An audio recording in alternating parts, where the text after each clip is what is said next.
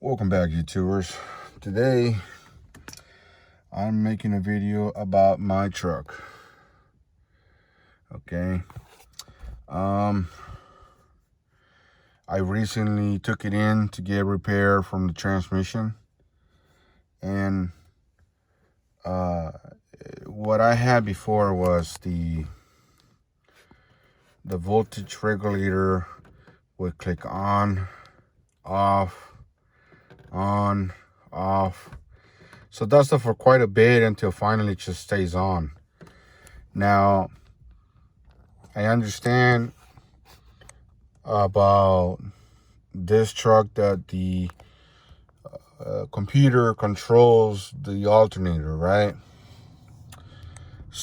But I saw something in the front that looks like a voltage regulator underneath the battery on the front by the radiator. I believe this is on the right side. So anyway, my truck has been working okay or fine until I had the transmission fixed, because I've been driving the 6.0s and my new Tundra. And I say new Tundra, but it's a 2012. It's not, up to the year, but new to me. So, and I got that because when I had this truck repair, I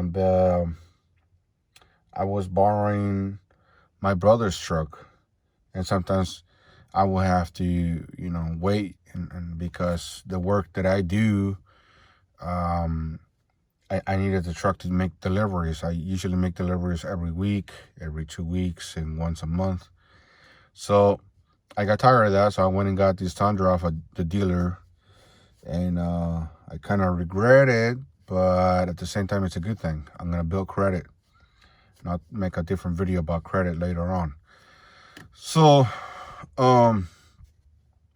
other thing is, I got that truck that it would have enough power to do the work I do. So, I believe, I can remember that type of years when they make the commercial that the Tundra is pulling the space shuttle, something like that. So it's the 5.7 or 7.5. So anyway, my point is that it might have a lot of power that I don't know what the power is right now. I haven't even looked it up or whatever. But yeah, to me, it's kind of like it's wasting a lot of gas. But it's normal, right? It's normal. It's a V8. It's the biggest V8 probably they have, and the truck is 4x, so that's extra weight. And then any other extra weight that you can throw on it, such as I put in some rails on the side so I can step on, and they're easier in and out instead of having to try to jump that high and jump down, right? So back to the topic of this truck, the 97 Cummins. Mine is a 97 Cummins diesel, not gas. It needs to have power, right? So I move about 6,000 to 8,000 pounds. So that's a couple tons. Sometimes I can get up to the 10,000 pounds. So anyway, so back to the video, back again. When I took it in to get fixed from the transmission, because I thought maybe it had some issues, it kind of did. It was shuddering once in a while, and I took it into the transmission, have the guys look at it, and they say, yeah, it's got some issues, it's okay, but it's got. So I was like, okay, I want this truck to be good. So it cost $2,500 to rebuild the transmission and $500 to drop it and put it back on. Okay, that's fine. I don't have time. Let them do it. Sometimes you can get a better deal if you let them do some work or extra work. So when I got my truck back, it was working great, and then it started not working kind of right again, and then it broke. My scenario to that is that maybe the something failed and the transmission filter got clogged, and therefore there was no circulation through the pump and it wouldn't move. Now, I was about 150 miles away. That's how far we have to go. And it broke over there. So I had to drive. Actually, I had someone else was driving it. And he's a good person. And so I went over there, and he was scared to drive it back. I didn't understand what was going on exactly. He said that the truck was kind of problem. It had a problem, but so I was like, well, just drive it back carefully. No, it won't make it. Okay. So I had to go 150 miles out of my way to see what was going on with this truck. And then when I got it, it seemed like it would kind of move, but very slow, very and enforceable, like, right, like the filter's plug and it's not going to circulate the fluid. So I drove it in carefully, but before I did that, I called the shop before I left to where the truck was. And I asked them, I said, hey, the truck broke over here. Do you guys have a way to take it to your shop? No, you have to bring it in by a tow truck. And I was like, oh, shit. There goes another cost. So I was like, well, let me see if I can drive this truck just a little bit. I mean, I don't care even if it's 3 miles an hour. I'll get there. So that's what I did. I started going. I was able to run the truck up to good. I would say it got to 30 to 40 miles an hour. I must have been running either on first and second. So I got it there, and I was like, well, you know what, whatever. We'll figure out what's wrong with the truck, because I barely had it fixed, and it's only been 6 months. Why is this thing broken? So the guy was busy. The guy who did my transmission. I mean, that's what he does. But he was working on some other business, and he was busy, so he couldn't quite check my truck. And so for the first 2 weeks, he's gonna he kind of like say, oh, I'll look at it later. And then by the third week, I call him up and say, hey, what's going on? So, oh, I think I have an idea what's wrong. And then on the fourth week or more, he said, well, the warranty expires. Like, wait, what? Like, how is it expires? It's only been 6 months and the truck's already broken. What's that about? But I was okay. And I was pissed. I was like, okay, if that was the case, why didn't you just tell me from the beginning, and I could just take my truck somewhere else and got it fixed or something?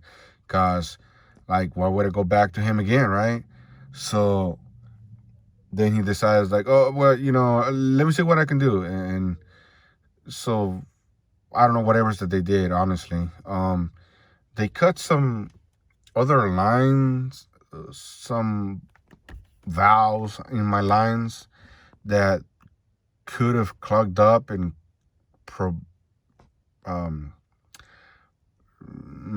had something to do with the transmission braking. So anyway, so when I got it back, and this is like, Jesus, it must have taken him like 6 months. 6 months later, I get the truck back, and I'm like, okay, whatever. It took 6 months. I'm not going to pay anything. I was like, oh, well, I'm not going to pay anything, because 6 months plus, like, the truck broke down in 6 months when I got it fixed. And so when I got it back, the first thing I noticed right away is my speedometer wasn't working anymore. And what else did I see wrong? I forgot what it was. So I called the guy up right away, and I say, hey, my speedometer's not working. And he's like, well, we have nothing to do with that. We checked everything. And I was like, he said, any other shop can check it out. I was like, oh my God. When someone starts talking about somewhere else, you can get that fixed somewhere else. That means something. I was like, okay, whatever. I'm done with this guy. So I went on. I bought the things that the transmission needed, the speed sensors, and there was 2 sensors. All right, I changed them. Now the one that where there's a gear that touches the transmission. I did not mess with that, but there's a piece that goes on that piece, and therefore you get just three cables, and because this is the new version, you have to cut your cables and solder your new cables in. Okay, I must have used crimped and put heat shields on it, and I never finished the heat shields, but bottom line is where the connection is fine.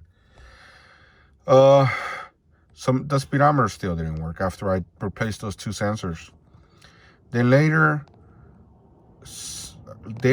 down the line, a couple months later, my truck started acting up. My charging system was really bad. Like one time I saw that it started, like it clicked off, and it just kept on going down and down, like something activated that it was draining the battery.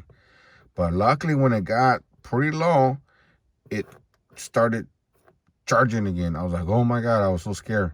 I was like, what happened here? Second, my dash kind of glitched, or should I say my tachometer, RPM, whatever, tag, I think that's what I call it, tag, kind of glitched too. Like it just went up, went down, and then later came back up. Like, I was like, ooh. So I'm like, okay, there's probably something wrong with the computer. Okay, because there's nothing this truck is pretty basic. There's nothing, that much electronics that it should be messing up like that. Or even if the sensor in the crank was going bad, there's it would either stay dead, so the whole thing just kind of checks out to what the computer would be at fault of this after, of course, some diagnostic. And when I check my computer, it has an X on it. Like someone took my computer and put it on a different truck and gave me their shitty one. Now, that computer works with my computer because it's got the numbers, all right? And so it matches my truck, but it's got that problem. So here's a cold start after all my yabbering to show you. And sometimes what I do is I try to crank it faster than what it should. Like, you got to do your glow plugs. Sometimes I get, because shit had happened to me, I get paranoid. Like there were some times where the truck was just like barely crank, and then it was just, that's it. Like it had like 10 volts or 8 volts or something, so very low. After, of course, the glow plugs kick in, they take a lot of juice, so therefore it was so low, like I couldn't start it. I had to jump it. So after those issues that have been happening to me, what I try to do is I just try to bypass the glow plug. Being here in California, in this little town, well, it does get kind of cold, so, but not so cold. Mostly, 70s. That's our weather. 60 to 70 to 75 maybe. Rare when it goes up to 100 or 80, 90. Very rare, and then the next day it'd be like cold, like foggy, like it protects itself or something. So anyway, I really don't need the glow plugs, so I bypass them sometimes. I just hurry up and start the truck so I can get it started. And the truck normally always starts. Luckily, this is not a Ford, because I wouldn't say I had Fords, but I have driven the Fords. Those were my brothers, and he's a Ford fan. I am not a Ford fan. Well, maybe on those engines. I mean, I think the Fords are nice. Every trucks are nice. But because either the engine or transmission problem, it puts that vehicle down. Like, fuck that. Don't get that. Don't get this. Like even Toyota, some of them have, you have to remove the intake manifold to change the starter. What's that about? You know how much that's going to cost? So anyway, Toyota, rear axle, they had some issues that the wheel, the bearings, whatever, So, do you know how much that's going to cost? So that puts a thing down. Like, I don't know if it's just meant to be like, oh, your vehicle's too good. You need to build some defects on them or something. It's like, oh, wow. So anyway, let's do this cold start, and I'm going to try to do it fast because, like I said, I'm just scared that if it starts doing the thing and the glow plugs and something else kicks and then it starts drawing too much power, then I won't be able to start my truck, and I hate to having to go and jump it again. It seems to be quite a hassle, annoying. I find that annoying. Have to go over there and, bring the vehicle here and jump it. No, I don't like it. So anyway, here we go, and I'll show you what my voltage regulator starts doing. Yeah, there we go. Got it on. I see that voltage. See? There it goes. Up. Probably kind of lowish right now, like a 10, 12.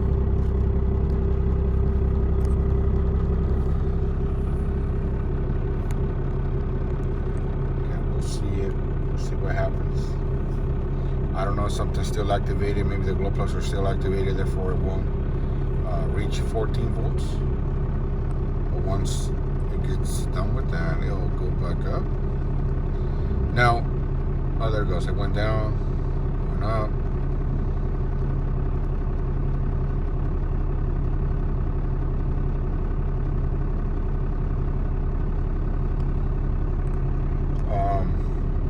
We'll see what happens there. Oh, look at that. Something happened. That is draining right now.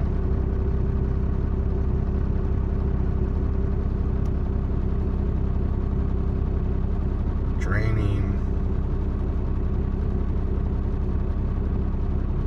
Yeah, there it goes. Now it's up to 14. Okay. Now, the other day I bought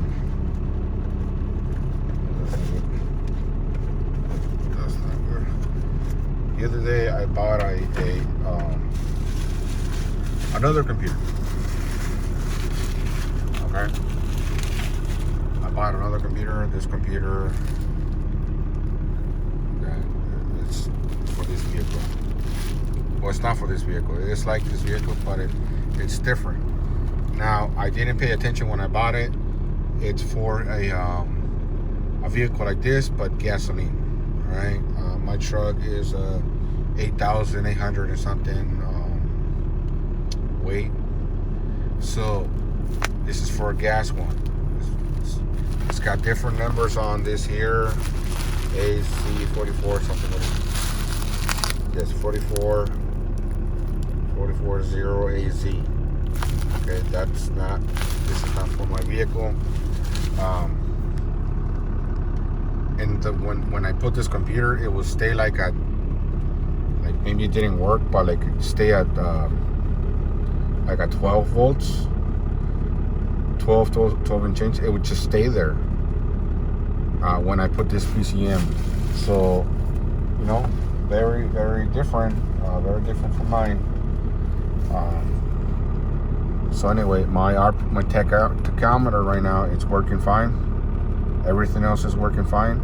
But once in a while, like I said, it would glitch. The other day, my driver was driving there, and he said that the truck was like glitching, the dash was glitching, and the truck almost wanted to die, and then it started working normal. I'm gonna move my truck down a little bit, and you'll see that the speedometer won't even move.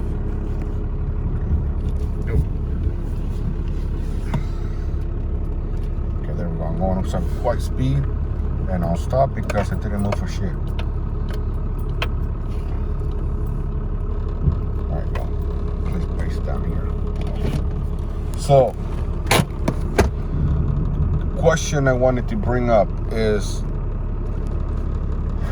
this computer and my computer are alike. The plugs, 3 plugs, and they're the same.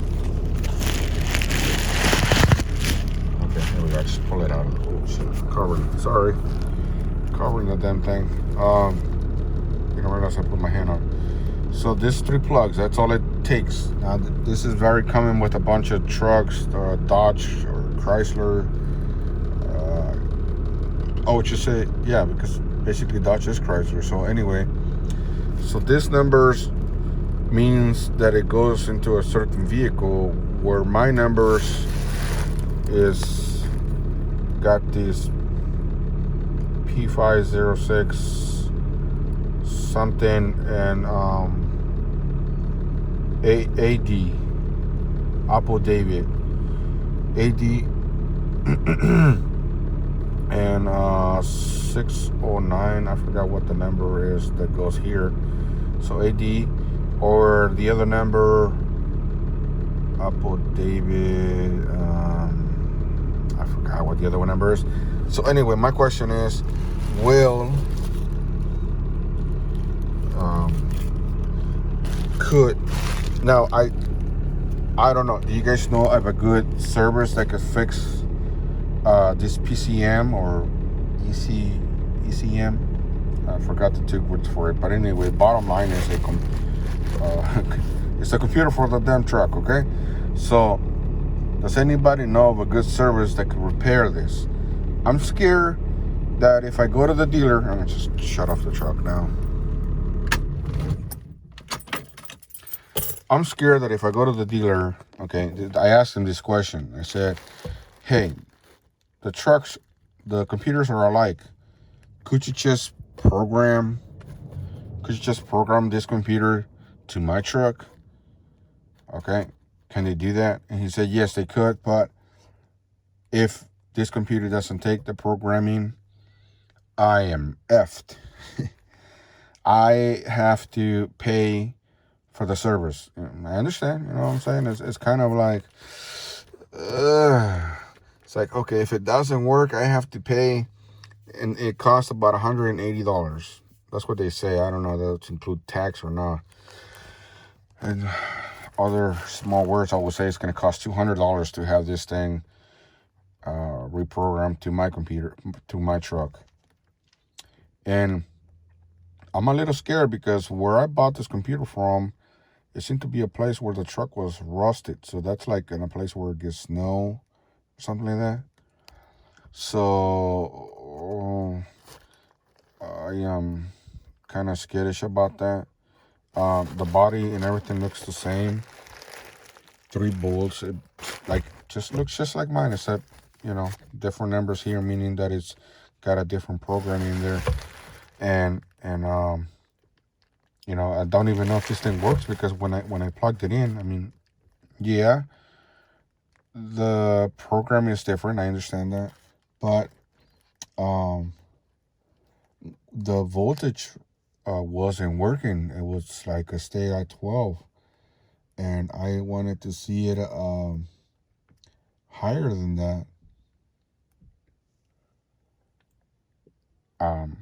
14. So I'm a little scared about that. It's like, well, why didn't it work? At least that I am getting a solution for the alternator, a new system, a way newer system where the alternator, what they call it, a one wire. the alternator, you put these pieces in there, and the alternator will pretty much manage itself. You don't have to have an extra adapter that like, I remember the old vehicles, they had a different gizmo that it was the voltage regulator, and it was mounted on the firewall or something like that. This is much better than that, with less crap, you know what I mean? It kind of goes in the alternator, and it's kind of like built in, but not built in. And you can still swap those parts, and they're really cheap. Or you can take those parts with you if the alternator fails. If you don't know how to do your diagnostic on that, on an alternator, then I'm sorry. It's not for you. You're better off buying the other system where you reroute some wires, and therefore if your alternator ever takes a shit, then you just unbolt that, put a new alternator, put that back on, and you be set. And because these things fail on these computers, now when there's some servers out there that fixes things pretty good. I don't know that for sure, but that's what I read. And they're supposed to, do all kinds of heavy reinforcement on it so it never fails, and they give you lifetime warranty, and it's got they'll put in the latest software. So that sounds insurance, right? Makes me want to buy it, makes me want to get it. But but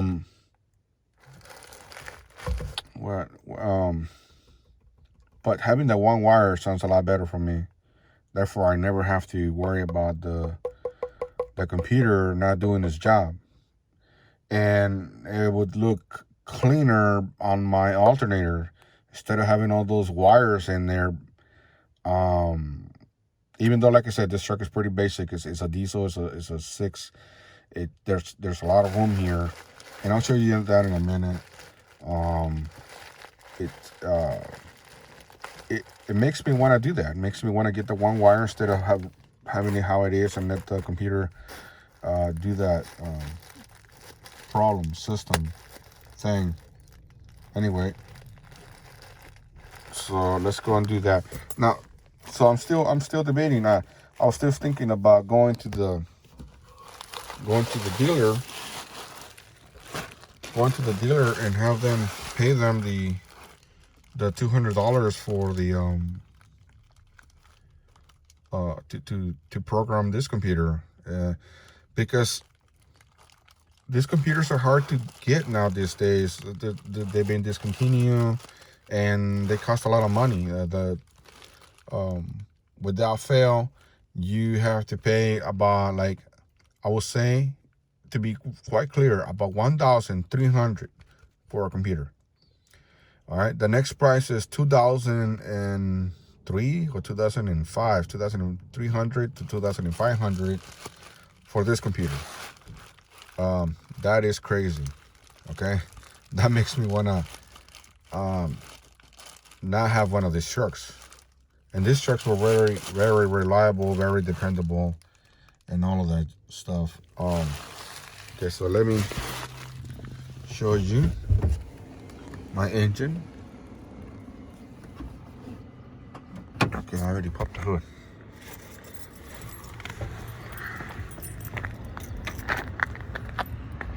I lock it, I'm done here.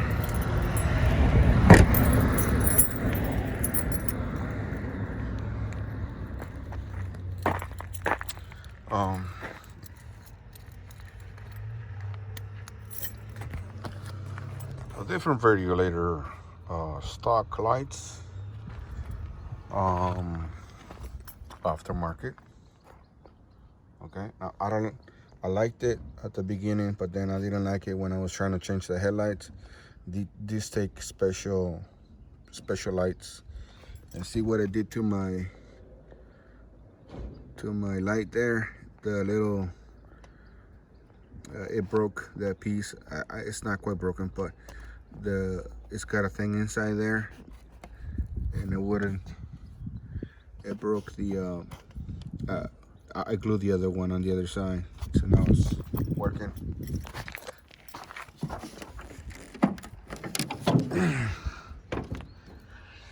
All right, so here's this Cummins engine 5.9 computer location, and the proper numbers for that is